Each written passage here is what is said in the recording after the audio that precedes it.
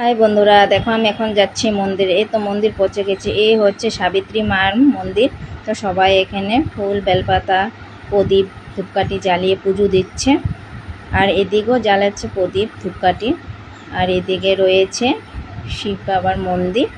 তো এখানে এত লোক, তো আমার ঢোকার মতন ক্ষমতা নেই, তাই ভাবলাম একটু ঢুকি, কিন্তু চেষ্টা করলাম, কিন্তু ঢোকার মতন তো ক্ষমতা নেই, তাই আবার ফিরে আসলাম। ফিরে এসে চলো তোমাদের এদিকেও দেখাই। এদিকে তো দেখো দুই পূজারি আবার এদিকে সবাইকে ফুটো লাগিয়ে দিচ্ছে।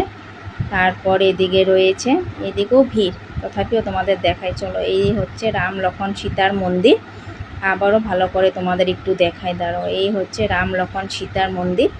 আর এদিকে রয়েছে বজরংবলীর মন্দির।